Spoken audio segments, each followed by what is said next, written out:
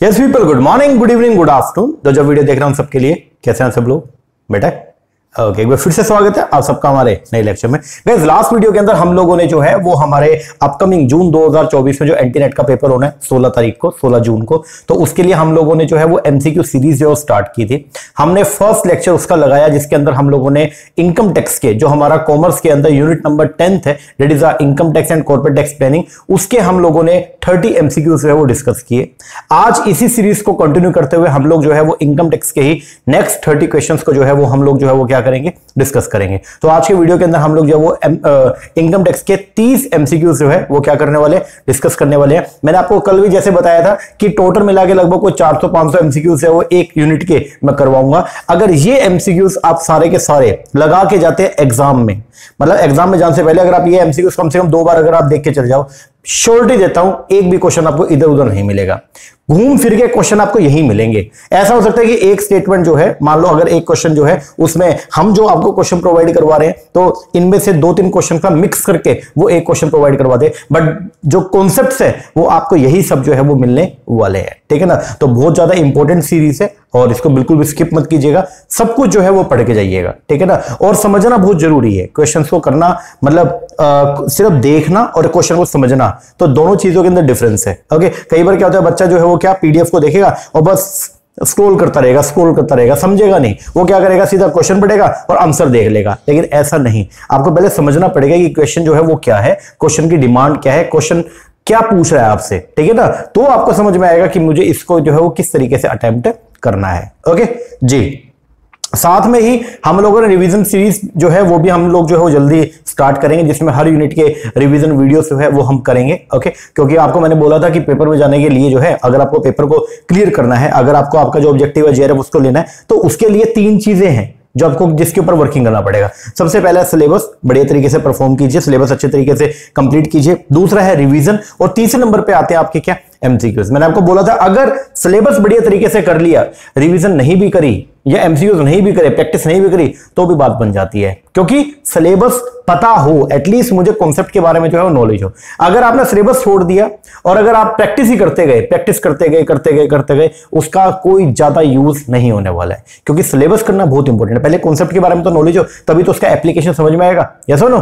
Yes. तो इसलिए MCQs भी जरूरी है, सिलेबस भी जरूरी है, रिवीजन भी जरूरी है। ओके जी, बाकी क्वेश्चन को स्टार्ट करें उससे पहले एक छोटी सी इंफॉर्मेशन आपको प्रोवाइड करवा देता हूं। अगर आप लोग भी अपकमिंग जून के लिए, जून 2024 में जो नेट का पेपर होना है या दिसंबर में जो नेट का पेपर होना है, अगर आप उसके लिए प्रिपरेशन कर रहे हैं तो मैं आपको बताना चाहूंगा, उसके लिए हम लोग जो है ऑनलाइन बैच प्रोवाइड करवाते हैं। हमारा जो ऑनलाइन बैच है उसके अंदर आपको पेपर नंबर 1 प्लस में पेपर नंबर 2 दोनों के कंप्लीट वीडियो लेक्चर मिलेंगे, प्लस में सारा स्टडी मेट मिलेगा हार्ड कॉपी में। जैसे अभी हम लोग इनकम टैक्स पढ़ रहे हैं, ठीक है, अभी इनकम टैक्स से क्वेश्चन करेंगे, ये हमारा ऑडिट का बुक है। इस तरीके से आपको जो है वो 20 किताबें मिलेंगी, 10 किताबें पेपर 1 की और 10 किताबें पेपर 2 की। तो अगर आप इंटरेस्टेड है, नीचे नंबर है, इस पे कॉल करके या व्हाट्सएप करके आप जो है वो कोर्सेज का इंक्वायरी कर सकते हैं। जो हमारे ओल्ड स्टूडेंट है, ओके, तो जो अभी 2 महीने का एक हमने कोर्स लॉन्च किया, अगर आप वो अवेल करना चाहते हैं तो बहुत ही मिनिमम प्राइसेस पे 5000 रुपए के अंदर हम लोग जो पूरा कोर्स आपको प्रोवाइड करवा रहे हैं, कंप्लीट कोर्स। इसका वैलिडिटी आपको 30 जून तक मिलेगा। ओके, बाकी ज्यादा इंफॉर्मेशन के लिए नीचे नंबर है, इस पर कॉल करके या व्हाट्सएप करके आप कोर्सेज का इंक्वायरी कर सकते हैं। ओके जी, चलो अब हम लोग जो स्टार्ट करते हैं हमारे क्वेश्चंस को। आज का जो पहला क्वेश्चन ये है अपना टेस्ट नंबर 2। हमारा टेस्ट नंबर 1 जो है वो कंप्लीट हो चुका है, ध्यान देना।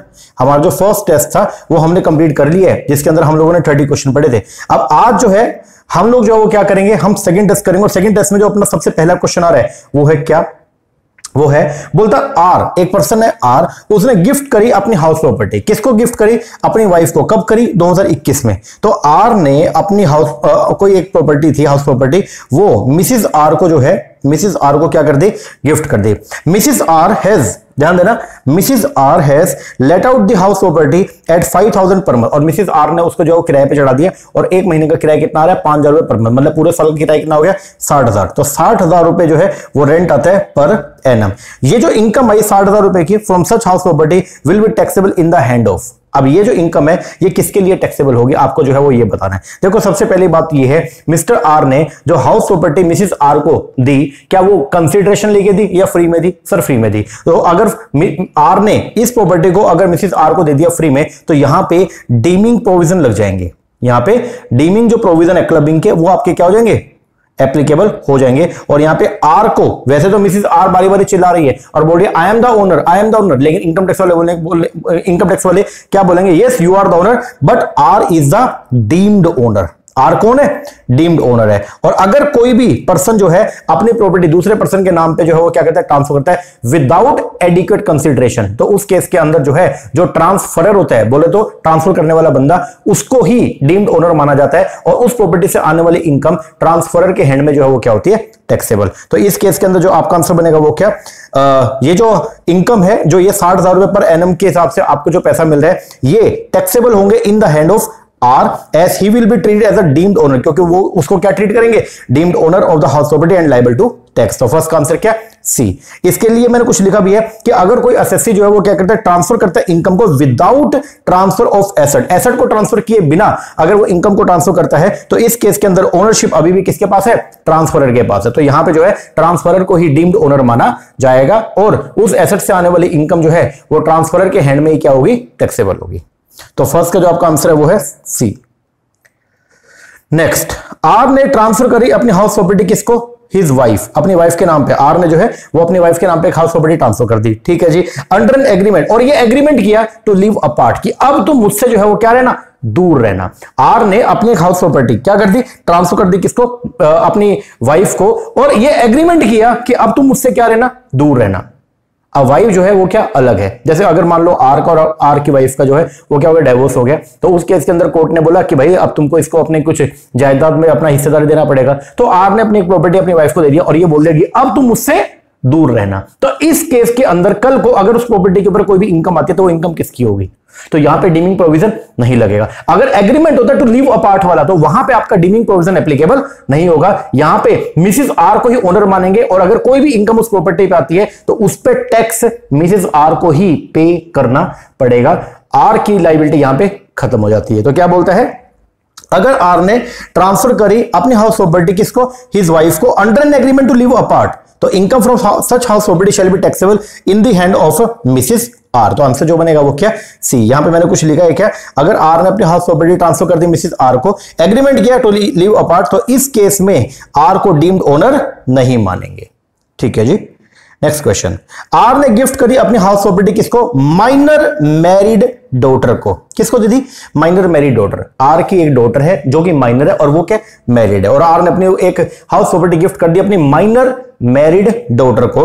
तो इनकम जो है इस हाउस प्रॉपर्टी की वो टैक्सेबल होगी इन द हैंड ऑफ, तो यहां से आने वाली जो इनकम है वो किसके लिए टैक्सेबल होगी, अगर आर अपनी कोई प्रॉपर्टी जो है वो ट्रांसफर करता है किसको, अपनी माइनर मैरिड डॉटर को, तो यहां से आने वाली जो इनकम है वहां उस पे क्या प्रोविजन लगेंगे। तो देखिए, अगर मान लो आर अपनी कोई भी प्रॉपर्टी जो है अपनी माइनर मैरिड डॉटर के नाम पे क्या करता है, ट्रांसफर करता है, तो उसके ऊपर अगर उस प्रॉपर्टी पे कोई भी इनकम आती है तो उस इनकम के ऊपर डीमिंग प्रोविजन लगेगा। लेकिन एक खास बात है, यहां पे आर को डीम्ड ओनर नहीं मानेंगे। इसका मतलब यह हो गया, अगर आर अपनी कोई प्रॉपर्टी किसको, अपने अगर माइनर चाइल्ड को देता तो डीमिंग प्रोविजन लगता, आर को ही डीम्ड ओनर मानते। लेकिन अगर आर ने अपनी कोई प्रॉपर्टी माइनर मैरिड डॉटर, क्योंकि आपको जो मैंने पढ़ाया था ये चैप्टर नंबर 12 में, तो मैंने बोला था कि माइनर मैरिड डॉटर को जो है वो गवर्नमेंट ने क्या कर रखा है, एग्जेम्प्ट किया हुआ है। ओके, तो अगर आर ने, अगर एसएससी जो है वो अपनी कोई प्रॉपर्टी माइनर मैरिड डॉटर के नाम पे क्या करता है, ट्रांसफर करता है, तो उस इनकम पे, उस प्रॉपर्टी पे अगर कोई इनकम आती है तो वो इनकम जो है वो एसएससी की इनकम में टैक्सेबल तो होगी,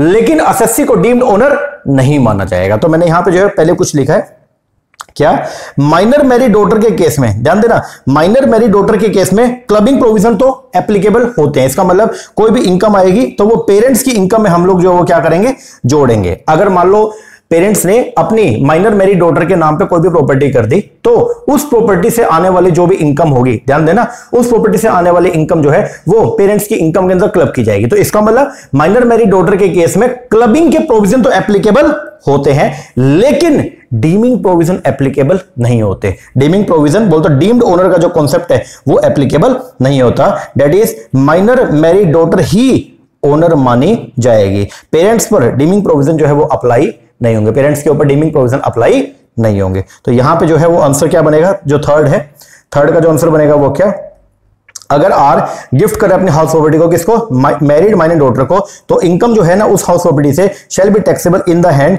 it will be first compute as the, पहले उसको कंप्यूट किया जाएगा माइनर मैरिड डॉटर की इनकम, एंड उसके बाद में उस इनकम को जो है वो क्लब किया जाएगा या तो आर की इनकम में या मिसिस आर की इनकम में, जिसकी इनकम जो है वो क्या ज्यादा, अगर पेरेंट्स साथ रहते तो जिस पेरेंट की इनकम ज्यादा उसमें, और अगर पेरेंट्स साथ नहीं रहते तो जिसके पास में बच्चे की ओनरशिप है, तो मतलब जो जिसके पास बच्चे की कस्टडी है, तो उस पेरेंट की इनकम में उसको क्लब कर देते। तो आंसर जो बनेगा वो क्या, डी। ध्यान देना, मैं दोबारा बोल रहा हूं, माइनर मैरिड डॉटर के केस में डीमिंग प्रोविजन एप्लीकेबल नहीं है, क्लबिंग का प्रोविजन लगेगा लेकिन डीमिंग प्रोविजन एप्लीकेबल नहीं है। आगे बढ़े, म्युनिसिपल वैल्यू देखिए आपके घर की कितनी, 1 लाख रुपए, जबकि फेयर रेंटल वैल्यू है 1,20,000, स्टैंडर्ड रेंट है 1,10,000, एक्चुअल रेंट रिसीव जो है वो है 1,40,000, म्युनिसिपल टैक्स का जो पेमेंट किया है वो किया है कितना, 10%। तो एनुअल वैल्यू बताइए क्या होगी। देखो अगर मान लो किसी भी घर की एनुअल वैल्यू निकालनी है, 4 वैल्यू आपको गिवन है, तो कैसे करते हो, सबसे पहले म्युनिसिपल वैल्यू फिर rental value which is higher, higher क्या आ गया 1,20,000, compare with standard rent which is lower, standard rent कितना है 1,10,000, तो दोनों में जो कम आ गया वो कितना 1,10,000, ये है आपका एक्सपेक्टेड रेंट। और अब इस एक्सपेक्टेड रेंट को हम लोग कंपेयर करेंगे किससे, एक्चुअल रेंट रिसीव जो कि कितना है 1,40,000, तो विच इज हायर, हायर क्या आ गया 1,40,000, तो आपका जो जीएवी आएगा ग्रोस एनुअल वैल्यू वो कितना आएगा 1,40,000। और जो म्युनिसिपल टैक्स पेड है वो कितना है 10%। म्युनिसिपल टैक्स की जो पेमेंट होती है वो किसके ऊपर होती है, म्युनिसिपल वैल्यू, म्युनिसिपल वैल्यू कितनी है 1 लाख, तो 1 लाख का 10% कितना हो गया 10,000, वो इसमें से माइनस करेंगे तो आपका जो एनुअल वैल्यू आएगा वो आएगा 1,30,000। आई होप याद रखो, क्यों बोलो जी सर। चलो आगे बढ़ते हैं, next question. Fair rental value आपको घर की दे रखी है 1.5 लाख रुपए, स्टैंडर्ड रेंट जो है वो दे रखा है 1,20,000 रुपए, एक्चुअल रेंट दे रखा है 1,30,000 रुपए, म्युनिसिपल टैक्स पेड जो है during the year past 7 year, पिछले 7 सालों का म्युनिसिपल टैक्स हमने इसी साल पे कर दिया। आपको मालूम है म्युनिसिपल टैक्स रिडक्शन जो है पहली बात मिलता है पेड बेसिस पे करोगे तो ही मिलेगा। दूसरा पेड बाय टेनेंट होना चाहिए या पेड बाय ओनर होना चाहिए या paid by tenant on behalf of owner होना चाहिए। ठीक है जी, खास बात यह है जिस साल भी आप म्युनिसिपल टैक्स पेमेंट करोगे उसी साल आपको रिडक्शन मिलेगा, चाहे आपने इस साल म्युनिसिपल टैक्स अगले 10 सालों का पिछले 10 सालों का पे कर दिया हो, जिस साल पेमेंट होगा उसी साल आपको जो है सारी की सारी डिडक्शन मिलेगी। तो पहले यहां पे जीएवी निकालो, आपको निकालना क्या है यहां पे एनुअल वैल्यू। एनुअल वैल्यू निकालने के लिए पहले क्या चाहिए जीएवी, जीएवी निकालने के लिए क्या म्युनिसिपल वैल्यू है ही नहीं, फेयर रेंटल वैल्यू और standard rent which is lower, lower क्या 1,20,000, ये आपका एक्सपेक्टेड रेंट है। एक्सपेक्टेड रेंट को कंपेयर करेंगे किससे, एक्चुअल रेंट से विच इज हायर, तो कंपेयर किया तो आंसर आ गया 1,30,000, तो आपका जीएवी आ गया कितना 1,30,000। अब आपने इस साल जो म्युनिसिपल टैक्स का पेमेंट किया वो कितना किया, वो क्या 1,40,000, सबकी डिडक्शन मिल जाएगी, तो यहां आएगा 1,40,000, तो एनुअल वैल्यू आपकी आ गई माइनस का 10,000। अब एक नेक्स्ट क्वेश्चन आपसे मैं पूछता हूं, अगर आपका एनुअल वैल्यू क्या आ गई नेगेटिव, अगर आपकी एनुअल वैल्यू नेगेटिव आ गई तो सेक्शन 24 के अंदर 2 रिडक्शन मिलती है 1 और 2 का। सेक्शन 24 1 का रिडक्शन है बोले तो standard reduction that is 30% of the annual value, और सेक्शन 24 2 में जो रिडक्शन मिलती है इंटरेस्ट लोन का। तो मैं आपको बोल तो सिंप्लीफाई करने के लिए इंटरेस्ट लोन की तो रिडक्शन मिलेगी, बट द क्वेश्चन इज क्या स्टैंडर्ड रिडक्शन जो 30% होती है एनुअल वैल्यू का, क्या वो रिडक्शन मिलेगा नहीं मिलेगा। सर अगर वैल्यू ही नेगेटिव है तो अब स्टैंडर्ड रिडक्शन जो होती है at the rate of 30% of annual value नहीं मिलेगा। तो नीचे क्या लिखा हो, अगर एनुअल वैल्यू जो है वो क्या हो नेगेटिव हो, अगर एनुअल वैल्यू नेगेटिव हो तो स्टैंडर्ड डिडक्शन जो कितनी होती है at the rate of 30% of the annual value वो अवेलेबल नहीं होगी, वो अवेलेबल नहीं होगी। तो आंसर जो बनेगा यहां पे आपका वो क्या बनेगा माइनस का 10,000। चलो आगे, ए के पास में 2 हाउस प्रॉपर्टी, एक पर्सन है मिस्टर ए, उसके पास में 2 हाउस प्रॉपर्टी है, दोनों की दोनों हाउस प्रॉपर्टी जो है वो क्या सेल्फ ऑक्युपाइड है। ठीक है जी, एनुअल वैल्यू बताओ क्या होगा। सेल्फ ऑक्युपाइड के हाउस के केस में जो है आपकी जीएवी जो है वो क्या होती है नील, अगर जीएवी नील है तो आपको म्युनिसिपल टैक्स की कोई डिडक्शन नहीं मिलती, तो आपकी एनुअल वैल्यू जो है वो भी क्या होती है नील। एक पर्सन जितना चाहे उतनी हाउस प्रॉपर्टी को वो क्या कर सकता है सेल्फ ऑक्युपाइड। आपके पास पूरे देश के अंदर 10 मकान है, आप 10 के 10 मकान को जो है सेल्फ ऑक्युपाइड कर सकते हो, लेकिन इनकम टैक्स वाले बोलते हैं देखो जी आप 10 के 10 मकान को सेल्फ ऑक्युपाइड कर लो, लेकिन हम आपको मैक्सिमम रिबेट 2 हाउस का देते हैं। इसका मतलब यह है हमारे हिसाब से जो है आप 2 हाउस को ही सेल्फ ऑक्युपाइड करोगे, बाकी हाउस को आपने चाहे सेल्फ ऑक्युपाइड किया हुआ है लेकिन हम उनको deemed to be let out मान लेंगे। बट अपना जो क्वेश्चन है इसमें तो क्या है, अगर एक पर्सन है मिस्टर है उसके बाद 2 हाउस है तो वो दोनों को सेल्फ ऑक्युपाइड कर लिया, कर सकता है। क्वेश्चन इज दोनों सेल्फ ऑक्युपाइड हाउस की एनुअल वैल्यू क्या आएगी, तो एनुअल वैल्यू क्या होती है नील। सेल्फ ऑक्युपाइड हाउस के केस में आपका जीएवी नील होता है और आपका एनुअल वैल्यू भी क्या होता है नील। तो क्या बोलते हैं ए जिसके पास में 2 हाउस प्रॉपर्टी है both are self occupied, the annual value of both the houses shall be nil. ए अच्छा, नीचे मैंने कुछ लिखा, असेसी जितने चाहे उतनी हाउस प्रॉपर्टी को सेल्फ ऑक्युपाइड कर सकता है, बट एज पर the income tax only 2 house property ही असेसी सेल्फ ऑक्युपाइड करेगा, रिमेनिंग को अपने को deem to be let out जो है वो मानना पड़ेगा। आ गया, बोलता है where the assessee has opted to the new regime, अगर असेसी ने जो है सेक्शन 115 BAC को ऑप्ट कर लिया, विच डिडक्शन शैल बी अलाउड, तो कौन सी डिडक्शन जो है उसको क्या है अलाउड है, इन द केस ऑफ 1 और 2 self occupied house property whose annual value is nil. Self occupied house के अंदर जिसकी एनुअल वैल्यू नील होती है तो आपको जो डिडक्शन मिलेगी वो कौन सी मिलती है। डिडक्शन अपने को ना वहां पे देखो, एक होता है स्टैंडर्ड डिडक्शन जो 30% है एनुअल वैल्यू का, अगर एनुअल वैल्यू ही नील है तो वो डिडक्शन भी आपको नहीं मिलेगी, एक ही डिडक्शन मिलेगी, that is interest on loan का, और वो कितनी होती है सेल्फ ऑक्युपाइड केस में। वैसे तो इंटरेस्ट लोन की रिडक्शन जितना भी बनता है ड्यू बेसिस पे पूरी की पूरी मिलेगी, but in case of self occupied house reduction जो है लिमिटेड होती है। क्या, अगर आपने लोन लिया था हाउस के रिपेयर के लिए तो रिडक्शन मैक्सिमम जो मिलेगा इंटरेस्ट का कितना मिलेगा 30,000, और अगर आपने जो लोन लिया था वो लिया था मान लीजिए घर के कंस्ट्रक्शन के लिए, एक्विजिशन के लिए, तो इंटरेस्ट लोन की रिडक्शन जो आपको मिलेगी मैक्सिमम कितनी 2 लाख। तो आंसर जो बनेगा वो क्या, see, interest on money borrow up to 30,000 और 2 lakh as the case may be. आगे, where the annual value of the house property is negative, अगर कभी भी ऐसा हो गया कि एनुअल वैल्यू नेगेटिव आ गई, then which of the reduction shall be allowed, अगर एनुअल वैल्यू आपकी नेगेटिव आती है तो 30% जो आपके स्टैंडर्ड रिडक्शन है ये तो आपको नहीं मिलेगी, ओनली एक ही रिडक्शन मिलेगी, that is the interest on loan. तो reduction on account of interest on money borrowed ये आपको मिलेगी। आगे, where the assessee has opt for the new regime, अगर असेसी ने सेक्शन 115 BAC को ऑप्ट कर लिया, when can income from house property be negative, तो किस केस में income from house property negative हो सकती है। Income from house property negative जो है लेट आउट के केस में हो सकती है, यस, अगर लेट आउट पोर्शन के केस में, ठीक है, अगर कभी भी ऐसा हुआ, ध्यान देना, अगर लेट आउट पोर्शन के केस के अंदर जो है वो क्या हो गया, आपका इंटरेस्ट लोन ज्यादा आ गया या म्युनिसिपल टैक्स ज्यादा आ गया, तो उस केस में आपकी जो हाउस की जो वैल्यू है इनकम फ्रॉम हाउस प्रॉपर्टी जो वो क्या होगी, नेगेटिव होगी। दूसरा, partly let out property and self occupied property, इसके केस में हो सकती है, यस। दूसरा, 1 और 2 सेल्फ ऑक्युपाइड प्रॉपर्टी, जो सेल्फ ऑक्युपाइड प्रॉपर्टी है इनकी तो इनकम जो होती है वो हमेशा ही या तो क्या आएगी 0 और या क्या आएगी नेगेटिव, क्योंकि पॉजिटिव कभी भी नहीं आ सकती, या तो 0 आएगी अगर इंटरेस्ट लोन नहीं है, क्योंकि इनको ओनली एक डिडक्शन मिलती है, डेट इज इंटरेस्ट लोन का, और अगर इंटरेस्ट लोन है ही नहीं तो इनकी जो वैल्यू आएगी वो 0 आएगी, और अगर इंटरेस्ट लोन है तो इनकी वैल्यू क्या आएगी नेगेटिव। क्यों, क्योंकि इंटरेस्ट लोन की वजह से जो है इनकम कन्वर्ट हो जाएगी किसमें, लॉस में। दूसरा, डीम्ड लेट आउट प्रॉपर्टी, जो डीम्ड लेट आउट प्रॉपर्टी है उस केस में अगर इंटरेस्ट लोन जो है वो क्या ज्यादा है तो वहां पे भी आपकी जो इनकम हाउस प्रॉपर्टी है वो क्या आएगी नेगेटिव। तो आंसर क्या आएगा, डी, सभी केसेस के अंदर जो है वो हाउस प्रॉपर्टी का वैल्यू जो है वो नेगेटिव हो सकती है। आगे, इन केस अगर कभी ऐसा हुआ कि प्रॉपर्टीज ओन्ड बाय को ओनर, अगर एक प्रॉपर्टी को एक से ज्यादा लोगों ने क्या कर दिया, ओन कर लिया, एंड इट इज लेट, और उसको किराए पे दे दिया, तो income from such property shall B compute, तो इनकम जो है उसको कंप्यूट कैसे करेंगे, सबसे पहले उस इनकम को कंप्यूट किया जाएगा एज ए को ओनरशिप के अंदर, और फिर हम लोग जो है वो क्या करेंगे, उस इनकम को को ओनर्स के बीच में क्या करेंगे, डिस्ट्रीब्यूट करेंगे। तो आंसर जो आएगा वो क्या, बी। बोलो तो it will be first compute, पहले उसको कंप्यूट किया जाएगा इग्नोर करके ओनरशिप को, मतलब एक ही बंदे, हम ये मानेंगे एक ही बंदे की प्रॉपर्टी है और उसके हिसाब से उसका जो है वो क्या करेंगे, इनकम निकालेंगे, और फिर उस इनकम को हम लोग जो है वो क्या करेंगे, को ओनर में डिस्ट्रीब्यूट करेंगे। आ गया, ये ध्यान देना, बहुत इंपॉर्टेंट क्वेश्चन है, एग्जाम के अंदर ये क्वेश्चन आ सकता है, वेरी वेरी इंपॉर्टेंट, इस बार ध्यान देना।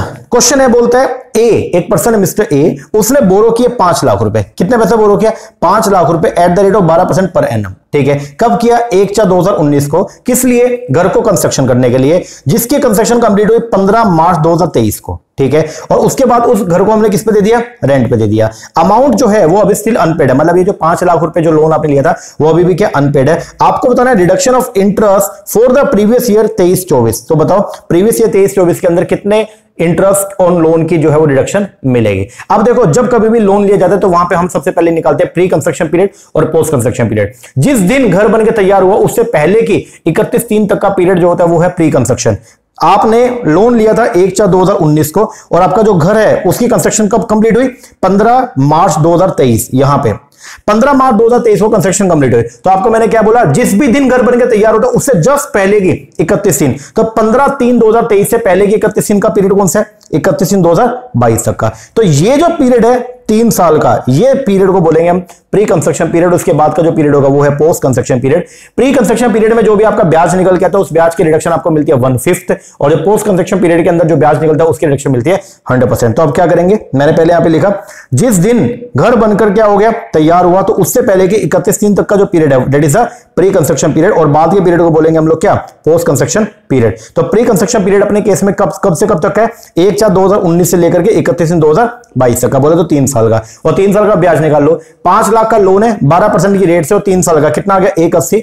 इस 1,80,000 की रिडक्शन आपको मिलेगी 5 इक्वल इंस्टॉलमेंट में। तो इसको डिवाइड बाय 5 करूंगा तो बोले तो कितना 36,000। तो हर साल 36,000 की रिडक्शन आपको मिलनी शुरू हो जाएगी कब, प्रीवियस ईयर 2022-23 से। और पोस्ट कंस्ट्रक्शन पीरियड जो है उसकी तो 100% मिलती है। कितना है 5 लाख पे 12% बोल दो 60,000। तो टोटल जो आपको रिडक्शन मिलेगी इस साल वो कितनी मिलेगी 96,000 की। कितनी मिलेगी 96। प्री और पोस्ट दोनों को मिला के कितने की 96। इसका प्रैक्टिकल भी मैंने करवाया था, थोड़ा देख लेना। अब अगले इसी में ही एक पार्ट और जोड़ दिया और बोलता है what will be the amount of reduction if the house is completed on 2/4/2003। बोलता है अगर घर 2/4/2003 को कंप्लीट हुआ, बोले तो 2 अप्रैल 2023 को कंप्लीट हुआ, तो बताओ फिर इंटरेस्ट लोन की रिडक्शन कितनी मिलेगी। देखो अगर घर 2 अप्रैल 2023 को यहां कहीं कंप्लीट होता है 2 अप्रैल 2023 को, तो आपको मैंने क्या बोला, जिस भी दिन घर बन गया तैयार हो उससे पहले की 31 दिन तक का पीरियड प्री कंस्ट्रक्शन। तो इससे पहले की 31 दिन क्या होगी 31 दिन 2023। तो मतलब यहां से लेकर के और यहां तक का जो पीरियड है ये क्या है प्री कंस्ट्रक्शन। कितना हो गया 4 साल का। आगे का period post construction. Post construction की तो 100% मिलती है, बात प्री कंस्ट्रक्शन की है। तो अब पीरियड कितना हो गया 4 साल का, तो निकाल लो। इस केस में 1/4/2019 से 31 दिन 2023 तक का जो पीरियड है वो क्या है प्री कंस्ट्रक्शन। तो 4 साल का पीरियड हो गया, 4 साल का ब्याज निकाले, कितना गया 2,40,000। डिडक्शन कैसे मिलेगी 1/5 हर साल, डिवाइड बाय 5 करूंगा तो कितना गया 48,000। ये है आपका प्री कंस्ट्रक्शन पीरियड इंटरेस्ट। और पोस्ट वही 60,000 ही, तो दोनों को मिला लेंगे कितना आएगा 1,08,000। डिडक्शन कितना मिलेगा 1,08,000 का। चलो आगे बढ़ते हैं। नेक्स्ट क्वेश्चन बोलता है एक एसएससी जिसको अलाउ के रिडक्शन ऑफ अनरिलाइज्ड रेंट का, पहले के सालों में कोई अनरिलाइज्ड रेंट उसका था और उसकी रिडक्शन उसको मिल गई थी कितने की 60,000 की। He was able to recover from the tenant 45,000। और अब इस साल जो है प्रीवियस ईयर के अंदर उसने 45,000 रुपए जो है वो क्या कर लिए रिकवर कर लिया। मतलब जो अनरिलाइज्ड रेंट था वो इस साल क्या हो गया रिकवर हो गया। ठीक है जी। तो बोलता है he shall be liable to tax to the extent हो, तो बताओ कितना टैक्स उसको पे करना पड़ेगा, मतलब कितनी इनकम उसके लिए जो है वो क्या होगी टैक्सेबल होगी। तो अगर मान लो कोई भी ऐसा रेंट जो अनरिलाइज नेचर का था जिसकी रिडक्शन आप ऑलरेडी अवेल कर चुके हो, अगर वो आपको करंट ईयर के अंदर रिलाइज होता है तो आपको उसके ऊपर टैक्स पे करना पड़ेगा। तो हम पहले दिखाएंगे अनरिलाइज रेंट रिकवरी कितना है 45,000। लेकिन जो भी रेंट आपको मिला उसमें जो फ्लैट 30% की क्या मिलेगी डिडक्शन फॉर किसके लिए स्टैंडर्ड डिडक्शन होती है एक्सपेंस के लिए। तो क्योंकि अगर ये यहां ना मिलता पहले ही मिल जाता तो भी 30% का तो डिडक्शन मिलता ना, तो अभी यही होगा। तो अगर कभी भी अनरिलाइज रेंट अगर आपको रिसीव होता है या कोई एरियर ऑफ रेंट आपको करंट ईयर के अंदर रिसीव हो गया तो उसमें से 30% की डिडक्शन आपको मिलेगी ही मिलेगी। तो इस साल कितना रिकवरी हुआ 45,000 का, तो इसमें से 30% 45,000 का, तो इसमें से कितना हो गया 13,500 की डिडक्शन मिल जाएगी। तो बाकी अमाउंट जो है 31,500 ये आपकी जो है वो क्या है इनकम है, और इस इनकम के ऊपर आपको टैक्स पे करना पड़ेगा। तो आंसर क्या आएगा 31,500। आ गया हो। An assessee has borrow money for purchase of the house. एक एसएससी ने जो है वो पैसा इकट्ठा किया, पैसा लोन पे लिया, किसके लिए घर पर खरीदने के लिए। And interest is payable outside India, और लोन कहां से लिया विदेश से लिया। ठीक है जी। अब विदेश से अगर लोन लोगे तो उसके ऊपर जो ब्याज है वो भी विदेश में पे करना पड़ेगा। यस सच इंटरेस्ट शेल, तो बताओ ये इंटरेस्ट जो है क्या इसका रिडक्शन मिलेगा नहीं मिलेगा। इस इंटरेस्ट की रिडक्शन मिलेगी अगर आपने उस इंटरेस्ट को पे करने से पहले उस इंटरेस्ट पे टीडीएस काट लिया। तो बोलता है such interest shall be allowed as deduction if the tax is deducted at source. तो आंसर क्या सी। अगर टीडीएस नहीं काटा ना तो कोई भी इंटरेस्ट की डिडक्शन नहीं मिलेगी। आ गया ये आर, एक पर्सन है उसके पास में 3 रेजिडेंशियल हाउस प्रॉपर्टी है, all of which are self occupied. क्या कर सकते हो क्या? हां कर सकते हो, लेकिन इनकम टैक्स वाले क्या बोलते हैं ऐसा है जी आपके पास हो 500 हाउस प्रॉपर्टी, आप 500 की 500 को सेल्फ ऑक्युपाइड कर सकते हो, लेकिन इनकम टैक्स के अंदर हम ये मानेंगे कि आपने सिर्फ 2 हाउस प्रॉपर्टी को सेल्फ ऑक्युपाइड किया है, बाकी जितनी भी हाउस प्रॉपर्टी है उन सब के ऊपर हम उनको deemed to be let out जो है वो मान लेंगे। तो क्या है यहां पे आर जिसके पास में 3 रेजिडेंशियल हाउस प्रॉपर्टी है, all of which are self occupied, तो एनुअल वैल्यू जो है ना उसकी वो क्या है, तो annual value of the 2 house property shall be nil. 2 की एनुअल वैल्यू क्या होगी नील होगी। And 1 house property annual value shall be computed as if it is deemed to be let out. और एक हाउस प्रॉपर्टी को क्या मानेंगे, एक हाउस प्रॉपर्टी की वैल्यू हम निकालेंगे ये मान के कि उसको हमने जो है वो क्या किया हुआ है लेट आउट किया हुआ है। तो आंसर जो आएगा वो क्या see. Dividend declare by domestic company, अगर कोई भी डोमेस्टिक कंपनी जो वो क्या करती है डिविडेंड का भुगतान करती है, डिविडेंड डिक्लेयर करती है, तो वो डिविडेंड जो भी डिक्लेयर किया गया वो टैक्सेबल होता है in the hand of the shareholder. आगे फॉर कंप्यूटिंग लॉटरी, जब कभी भी आप lottery crossword puzzle races card game etcetera इनकी इनकम निकालते हो तो एसएससी को क्या कोई डिडक्शन मिलती है क्या? तो बोलता है कि assessee not entitle to any deduction for purchase और एनी एक्सपेंडिचर। तो मैंने नीचे लिखा भी है कि कैजुअल इनकम के केस में ना तो कोई एक्सपेंस की डिडक्शन मिलती है और ना ही लॉसेस को आप आगे कैरी फॉरवर्ड कर सकते हो। तो आंसर जो बनेगा वो क्या, बी। आगे, where any sum of money the aggregate value which exceed 50,000। अगर मान लो आपको कोई भी सम ऑफ मनी मिल गया, बोलते आपको कोई कैश के अंदर जो है वो क्या मिला, कोई गिफ्ट मिल गया जिसकी एग्रीगेट वैल्यू जो है वो 50,000 से क्या एक्सीड है, इज रिसीव विदाउट कंसिडरेशन। इसका मतलब क्या, गिफ्ट मिला। तो whole of the aggregate value of such sum shall be वो सबके लिए जो है वो क्या होगा, taxable in the hand of all assessee. आगे, एक इंडिविजुअल है, उसको गिफ्ट मिला 60,000 रुपए का each during the previous year from his two friend. दो दोस्तों ने 60,000 के गिफ्ट दे दिए। दो दोस्त थे और दो दोस्तों ने असेसी को 60,000 के क्या दे दिए, गिफ्ट दे दिए। The amount taxable under the head income from other source कितना होगा, तो 1,60,000 और 1,60,000 कितना होंगे, 1,20, 50,000 से फालतू, तो पूरा अमाउंट आपके लिए क्या हो जाएगा, टैक्सेबल 1,20,000। आगे, any immovable property receive by any person. अगर कोई भी इमूवेबल प्रॉपर्टी बोले तो कोई भी हाउस प्रॉपर्टी, कोई भी बिल्डिंग हो गया जैसे, ठीक है ना, तो कोई भी इमूवेबल प्रॉपर्टी अगर रिसीव करी है by any person without consideration, तो unless exempt in specified cases shall be taxable to the extent of. तो वो टैक्सेबल होगा कब, अगर उस हाउस प्रॉपर्टी की वैल्यू, स्टैम्प ड्यूटी वैल्यू जो है 50,000 से ज्यादा है ना, तो वो होल अमाउंट आपके लिए क्या हो जाएगा, टैक्सेबल। तो बोलता है कि इस केस के अंदर जो स्टैम्प ड्यूटी वैल्यू जो फिक्स करी है by the stamp duty authority provided it exceed 50,000, अगर वो 50,000 से क्या एक्सीड कर गया तो होल अमाउंट आपके लिए क्या हो जाएगा, टैक्सेबल।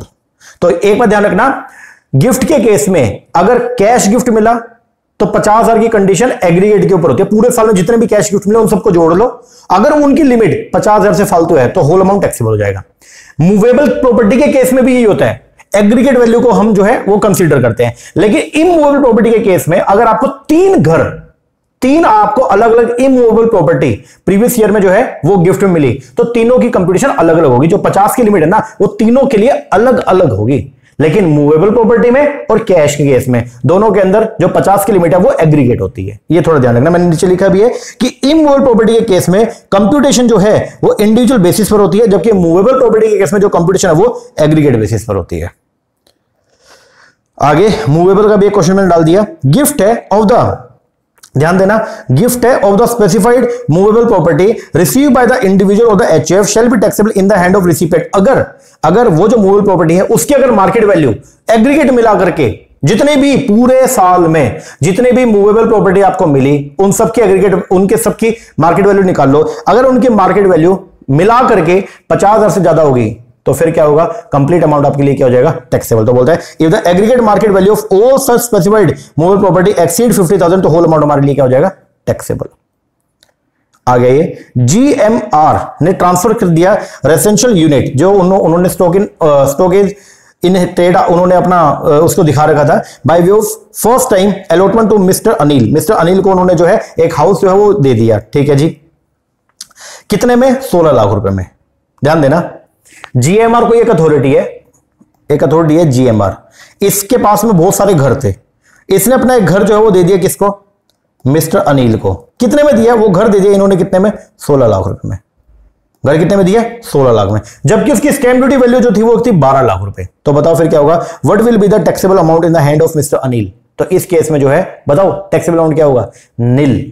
भाई 16 लाख रुपए का घर था, 16 लाख में दिया है, जबकि स्टैम्प ड्यूटी वैल्यू कितनी है, 12 लाख। 12 लाख वाली चीज 16 लाख में दे दी, तो क्या कोई बेनिफिट मिला क्या, नहीं। तो यहां पे जो वैल्यू आएगी वो क्या आएगी, नील। लेकिन एक खास बात बोलो, अगर ऐसा होता कि उसकी स्टैम्प ड्यूटी वैल्यू, ध्यान देना, अगर स्टैम्प ड्यूटी वैल्यू होती 16 लाख रुपए और वो घर अनिल को जो है वो मिल जाता कितने में, 12 लाख रुपए में, तो आप बताओ क्या होता। तो यहां पे जो गिफ्ट है वो कितना है, 4 लाख रुपए, और 50,000 से ज्यादा है या नहीं है, ज्यादा है। तो ये 4 लाख रुपए जो वो क्या होते, टैक्सेबल। ये 4 लाख रुपए क्या होते, टैक्सेबल। ये थोड़ा ध्यान रखना। चलो आगे बढ़ते। Next, if there is a transfer of the income by person to another person, अगर एक पर्सन दूसरे पर्सन को जो वो इनकम ट्रांसफर कर दी without the transfer of asset को ट्रांसफर किए बिना, from which the income arise, जिस एसेट से इनकम अराइज हुई है, एसेट को ट्रांसफर नहीं किया, सिर्फ इनकम ट्रांसफर कर दी, तो इस केस के अंदर such income shall be include in the hand of the transfer. जिसने ट्रांसफर करी ना उसके लिए ही वो क्या होगी, टैक्सेबल होगी। आ गया हो। If there is a transfer of the asset which is not revocable, अगर मान लो हमने कभी जो है वो क्या किया, दूसरे पर्सन के नाम पे अपनी एसेट को ट्रांसफर कर दिया, और वो ट्रांसफर कैसे है, नॉट रिवोकेबल। जब तक जिसके नाम पे मैंने ट्रांसफर किया, जब तक वो जिएगा तब तक मेरे पास कोई राइट नहीं है कि मैं उस ट्रांसफर को वापस ले सकूं। तो इस केस के अंदर क्या होगा, तो इस केस में उस इनकम पे जो भी, उस एसेट पे जो भी इनकम आई होगी ना, वो मेरी नहीं होगी, वो दूसरे पर्सन की होगी। कब तक, जब तक वो जिएगा। अगर वो एक्सपायर हो गया तो उसके बाद मेरे पास पूरा राइट है कि वो जो ट्रांसफर है वो कैसे रिवोकेबल है, वो वापस मेरे पास आ जाएगा। तो अब फ्यूचर में अगर उस प्रॉपर्टी पे कोई भी इनकम जनरेट होगी, वो मेरे हैंड में टैक्सेबल होगी। तो क्या है, if there is a transfer of the asset which is not revocable, अगर आपने ट्रांसफर किया और ट्रांसफर कैसा था, रिवोकेबल नहीं था, during the life time of the transferee, तो income arising from such asset shall be include in the income of the transferee. Transferor के लिए नहीं, जिसको ट्रांसफर किया उसके लिए वो इनकम टैक्सेबल होगी। कब तक, टिल हिज डेथ, जब तक वो जिएगा तब तक, एंड देयर आफ्टर, और उसकी डेथ के बाद में, इन the hand of the transferor. तो आंसर क्या आएगा, सी आ गया ये। वेयर एन इंडिविजुअल है सब्सटेंशियल इंटरेस्ट, अगर इंडिविजुअल का सब्सटेंशियल इंटरेस्ट है, बोले तो 20% और मोर वोटिंग पावर अगर आपके पास में किसी भी कंसर्न में या कंपनी में, there shall be include in the total income any remuneration paid by such concern to the spouse. तो अगर मान लो कभी भी ऐसा हुआ, मिस्टर ए, उसका एक्स लिमिटेड के अंदर जो है वो क्या था, सब्सटेंशियल इंटरेस्ट था, और ये एक्स लिमिटेड जो है उसके अंदर जॉब करती है मिसिस ए, तो एक्स लिमिटेड जो भी पेमेंट करेगी मिसिस ए को, वो सब मिस्टर ए की हैंड में टैक्सेबल माना जाएगा। लेकिन अगर मिसिस ए कैसे पैसे कमा रही है, अपने स्किल के बेस पे, तो फिर यहां पे जो है क्लबिंग प्रोविजन एप्लीकेबल नहीं होंगे। लेकिन अगर ये चीज नहीं दे रखी तो हम ये मानेंगे कि अगर कोई इंडिविजुअल जिसका सब्सटेंशियल इंटरेस्ट है किसी कंसर्न में, देयर शैल बी इंक्लूड, तो फिर जो भी इनकम अराइज हुई थी उसके स्पाउस को, वो उस पर्सन की इनकम के अंदर इंक्लूड कर दी जाएगी। तो there shall be include in this total income any remuneration paid by such concern to the spouse of such individual. आ गया ये। Where spouse of the individual get any remuneration, अगर स्पाउस को कोई भी रेम्युनरेशन मिलता है फ्रॉम ए कंसर्न, किसी भी ऐसी कंसर्न से इन विच, जिसमें इंडिविजुअल है substantial interest, then such remuneration shall be include, तो उस रेम्युनरेशन को जो है वो हम लोग क्या करेंगे, इंक्लूड करेंगे सभी केसेस में, स्पाउस की इनकम में इंक्लूड किया जाएगा, provided if when remuneration is received by the spouse due to his technical और प्रोफेशनल क्वालिफिकेशन। अगर स्पाउस ने अपनी टेक्निकल या प्रोफेशनल क्वालिफिकेशन के बेसिस पे पैसा कमाया तो वहां पे क्लबिंग प्रोविजन एप्लीकेबल नहीं होंगे। आंसर सी आ गया ये। क्लबिंग के provision under section 64(1) and 6 are applicable where the asset is transferred by the individual without any consideration. किसके नाम पे, अगर एक इंडिविजुअल अपने कोई भी एसेट ट्रांसफर करता है अपनी वाइफ के नाम पे या फिर सन वाइफ के नाम पे, तो वहां पे जो है वो क्लबिंग प्रोविजन आपके एप्लीकेबल होते हैं। तो आंसर जो आएगा यहां पे क्या, डॉटर, हस्बैंड, सन वाइफ के नाम पे। आगे 27th ध्यान देना, आर ने गिफ्ट की 10 लाख रुपए अपनी वाइफ को, आर ने 10 लाख रुपए दे दिए अपनी वाइफ को, कब, 1/4/2020 को। वाइफ ने इन्वेस्ट कर दिया the above sum as a capital contribution to the firm, wife ने वो पैसा जो है वो लगा दिया किसी फर्म के अंदर, जहां जिस फर्म के अंदर वाइफ जो है वो क्या, पार्टनर है, और वाइफ ने वहां से जो है वो उसके ऊपर हर साल कुछ ना कुछ पैसे पाए हैं। टोटल कैपिटल जो थी मिसिस आर की 1/4/2023 को, वो थी कितने, 15 लाख रुपए, कितने, 15 lakh. 3 year interest was 15 lakh, ठीक है। ड्यूरिंग द ईयर उसने, इस साल उसने 2,70,000 रुपए कमाए एज एन इंटरेस्ट के ऑन कैपिटल बैलेंस पे। तो इनकम जो आर की इनकम में क्लब की जाएगी वो कितनी होगी। देखो पहले क्वेश्चन समझो क्या है। पहले मिस्टर आर ने 1/4/2020 को 10 लाख रुपए दिए मिसिस आर को, और मिसिस आर ने ये 10 लाख रुपए अलोंग विद 5 लाख खुद के मिला के क्या कर दिए, एक फॉर्म के अंदर डाल दिए। ध्यान देना, मिस्टर आर ने मिसिस आर को कितने पैसे दिए, 10 लाख रुपए, और मिसिस आर ने 10 लाख रुपए जो है वो आगे डाल दिए किसमें, एक फॉर्म के अंदर इन्वेस्ट कर दिए, साथ में खुद के भी पैसे 5 लाख रुपए। तो टोटल क्योंकि कैपिटल उसकी 15 लाख है, तो उसमें 10 तो मिस्टर आर के और 5 जो है उसने खुद के पैसे डाल दिए।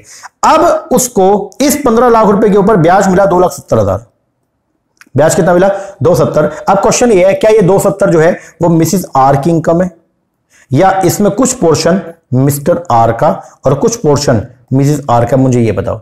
सर देखो, जो इसने 2,70,000 रुपए कमाए वो कमाए 15 लाख पे, और 15 लाख में जो है ना 10 लाख रुपए तो मिस्टर आर के थे, तो फिर जो प्रोपोर्शनेट जो इनकम है ना वो टैक्सेबल होगी आर के केस में। तो आप देखो 15 लाख में 10 लाख कितनी वैल्यू रखता है, 2/3, और 5 लाख की वैल्यू कितनी है, 1/3। तो जो टोटल इनकम आई है 270, उस 270 में भी 2/3 जो है वो किससे रिलेटेड है, आर से। तो 2,70,000 का 2/3 निकालो कितना, 180। ये अमाउंट आर की इनकम में हम जो है वो क्या करेंगे, क्लब करेंगे। तो यहां पे क्लबिंग प्रोविजन लगेगा और अमाउंट जो है वो कितना, 1,80,000 रुपए वो आर की इनकम में जो है वो जोड़ा जाएगा। 270 की टोटल इनकम है, लेकिन इसमें से कितना प्रोपोर्शनल अमाउंट आर की वजह से हुआ, तो 1,10,00,000 रुपए दिए थे और 5 लाख खुद के थे, तो मतलब 2/3 जो इनकम जनरेट हुई है वो हस्बैंड की वजह से हुई है। तो वो जो 2/3 इनकम है ना, वो 2/3 इनकम हस्बैंड की इनकम में क्लब कर दी जाएगी। आ गया ये, when income of the minor child is club in the income of the parent. अगर माइनर चाइल्ड की इनकम को जो है वो पेरेंट्स की इनकम में हम क्या करते हैं, क्लब करते हैं, जोड़ देते हैं। Such parent will be allowed exemption, तो उन पेरेंट्स को जो है वो क्या मिलती है, एग्जम्पशन मिलती है। कितनी, जितने भी इनकम है, या फिर 1,500 रुपए whichever is less to the extent of actual income club, और 15,000 पर minor child whichever is less. सीधा ये नहीं कि 1,500 रुपए पर माइनर चाइल्ड, नहीं, एक्चुअल इनकम, अगर इनकम 700 रुपए है तो 700 की डिडक्शन मिलेगी, 1,500 की नहीं मिलेगी, ठीक है ना। तो एक्चुअल इनकम या 15,000 पर minor child whichever is less. What will be your answer if he does not exercise any option and by default he is under the new regime। अगर एसएससी 115 बीएससी में आ गया तो फिर आपका जो answer है वो क्या होगा, अब उसको कोई भी एग्जामिशन नहीं मिलेगी, देयर इज नो एग्जामिशन। तो 1,500 वाली कोई भी एग्जामिशन नहीं मिलेगी। चलो आगे बढ़ो। Next question, where a house property is transferred by individual to his or her minor child. अगर एक पर्सन ने अपनी हाउस प्रॉपर्टी जो ट्रांसफर कर दी किसको, अपने माइनर चाइल्ड को, other than a minor married daughter, minor married daughter को नहीं करी, माइनर चाइल्ड को करी, विदाउट एन एडिक्वेट कंसेशन, मतलब गिफ्ट में कर दी, तो इनकम जो होगी ना from such house property shall be subject to the provision of, तो उस हाउस प्रॉपर्टी से अगर कोई भी इनकम आएगी तो वो इनकम उस इंडिविजुअल की इनकम में क्लब कर दी जाएगी। तो बोलता है the income from such house property shall be subject to the provision of the section 27, बोलते the transferrer shall be deemed owner of the house property and taxable under section 22 B। और आज का हमारा लास्ट क्वेश्चन जो है वो क्या, income जो है माइनर चाइल्ड की from the application of his talent और स्किल और from his manual work shall be. तो अगर मान लो कोई भी माइनर चाइल्ड जो है वो अपने दम पे अगर कोई पैसे कमाता है तो वहां से अगर उसकी कोई भी जो है वो क्या आती है, इनकम आती है, तो फिर उस केस में क्या होगा, तो उसकी इनकम उसके लिए ही, मतलब उसके हैंड में टैक्सेबल होगी, क्लबिंग के प्रोविजन नहीं लगेंगे, लेकिन जो टैक्सेबल होगी तो यहां पे डीम्ड एसएससी का केस लग जाएगा, ठीक है ना। तो the taxable in the hand of minor through his, किसके थ्रू, उसके गार्जियन या फिर लीगल रिप्रेजेंटेटिव के थ्रू। तो आंसर जो बनेगा वो क्या बनेगा, बी। ओके जी सर, लो जी, ये हमारे आज के टॉप 30 एमसीक्यूज हमने जो है डिस्कस किए। टोटल मिला के 60 क्वेश्चन हमारे कंप्लीट हो चुके हैं। बढ़िया वाले क्वेश्चन है। आप एग्जाम में जाने से पहले कम से कम 2 बार इसको देख के जाना। मैं कह रहा हूं कि आपको एक तो कॉन्फिडेंस इतना बढ़ जाएगा आपका, दूसरा सब चीजें इसमें से ही मिलेंगे आपको, ठीक है ना। तो बढ़िया तरीके से इनको जो करके जाओ और तैयारी पे लग जाओ। अच्छा, कल मैंने आपको एक छोटा सा काम बोला था, मैंने कहा था कि मैनिफेस्टेशन करना, आपने किया आज? जिस बच्चे ने मैनिफेस्टेशन किया प्लीज मुझे एक बार कमेंट करके जरूर बताना। और अगर आपने नहीं किया या आपने पहला वीडियो नहीं देखा तो मैं आपको एक बार दोबारा से बोलूंगा, अगर आज भी नहीं किया तो आप कल से उसको स्टार्ट करें। जब भी आप सुबह उठें, क्योंकि देखो जो एक लॉ ऑफ अट्रैक्शन है वो बहुत ज्यादा काम करता है। ऐसा बोलते हैं ना कि अगर हम किसी चीज को शिद्दत से चाहें तो पूरी कायनात उसको मिलाने के लिए जुट जाती है। तो वही चीज अपने यहां पे भी है। अगर आप पूरी शिद्दत से एक चीज मैनिफेस्ट करते हो, एग्जाम तक 50 दिन हमारे पास में, अगर 50 डेज आप डेली बेसिस पे सिर्फ एक बात बोलो कि सुबह उठो, उठ के हाथ जोड़ो और हाथ जोड़ के अपनी आंखें बंद करके अपने मन में बोलो कि ऑलमाइटी, मतलब हे भगवान, मैं आपका शुक्रगुजार हूं कि मुझे मेरा जेआरएफ मिल गया है। मिला नहीं है अभी, लेकिन आपको यह बोलना है 21 बार, आपको यह बोलना है कि ऑलमाइटी मैं आपका शुक्रगुजार हूं कि मुझे मेरा जेआरएफ मिल गया है। ऑलमाइटी मैं आपका शुक्रगुजार हूं, मुझे मेरा जेआरएफ मिल गया। जिसको भी आप, जिस भी मतलब भगवान को आप मानते हो, आप अल्लाह को मानते हो, आप वाहिगुरु जी को मानते हो, आप जो है वो गुरु नानक जी को मानते हो, या फिर आप जो है वो किसी भी हनुमान जी को मानते हो, माता शेरवाली माता को मानते हो, या शिव जी को मानते हो, किसको जिसको भी आप मानते हो ना, आप एक बार उनका नाम, आप उनको, जैसे मान लो मैं हनुमान जी को मानता हूं, ठीक है, तो मैं ये बोलूंगा हे हनुमान जी, मैं आपका शुक्रगुजार हूं कि मुझे मेरा जेआरएफ मिल गया है। ये चीज आप एक बार 21 बार आपको डेली बेसिस पे सुबह सुबह बोलनी है। कितनी देर लगेगी? मैक्सिमम 2 मिनट लगेंगे आपके, बस आप बोलो। और रात को सोते टाइम भी बोल लो। इतना आप करो पेपर तक, और अपनी तैयारी जो आप कर रहे हो वो करते रहो। मैं आपको बोल रहा हूं कि आपको जो रिजल्ट मिलेगा ना वो एकदम अनएक्सपेक्टेड मिलेगा। लॉ ऑफ अट्रैक्शन बहुत जबरदस्त तरीके से काम करता है। सारी वाइब्रेशन आपकी पॉजिटिव हो जाएंगे और आपका जो ऑब्जेक्टिव है, चाहे कुछ भी हो जाए, आपका तो ऑब्जेक्टिव पूरा होगा ही होगा। आप ये करके देखना एक बार, ठीक है ना। तैयारी करनी है, तैयारी तो अपने को करनी है भाई, लेकिन ये चीज भी अगर कर लोगे 2 मिनट में क्या ही जाता है यार, है ना जी सर। चलो एक बार ये करो, ये एमसीक्यूज आप निपटाओ। 60 एमसीक्यूज हो गए, बाकी मिलते हैं कल नए लेक्चर के साथ में। तब तक के लिए थैंक यू वेरी मच।